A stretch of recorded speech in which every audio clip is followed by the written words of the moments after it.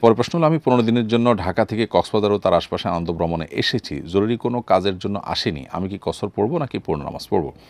আপনি 15 দিন বা তার চাইতে বেশি থাকার নিয়ত করলে পরিপূর্ণ নামাজ পড়বেন। কক্সবাজার যে আপনি 15 দিন থাকবেন, এটা যদি আপনি ফিক্স করে থাকেন তাহলে সেখানে পুরো নামাজ আপনার জন্য প্রযোজ্য হবে।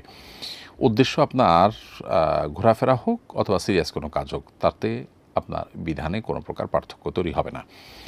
আর যদি 15 দিনের কম থাকা হয় তাহলে সেক্ষেত্রে আপনার কসরের নামাজ আপনার জন্য প্রযোজ্য হবে। আর যদি এমন হয় যে কক্সবাজারে পুরোপুরি 15 দিন থাকবেন না, আপনি এখানে কিছুদিন থাকবেন, কিছুদিন হয়তো এই শহর থেকে বাইরে অন্য জায়গায়ও গিয়েও থাকবেন কিছুদিন, তাহলে সেক্ষেত্রে আপনি এই ২ জায়গায় ২ সময় থাকার কারণে আপনার মুসাফির হিসাবে গণ্য হবেন আপনি।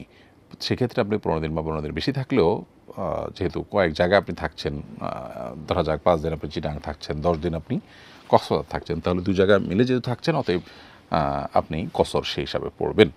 তাহলে আপনি কোন উদ্দেশ্যে গিয়েছেন, বেড়াতে গিয়েছেন না সিরিয়াস কোনো কাজে গিয়েছেন, এটার কারণে কসরের বিধানে কোনো পার্থক্য পড়বে না।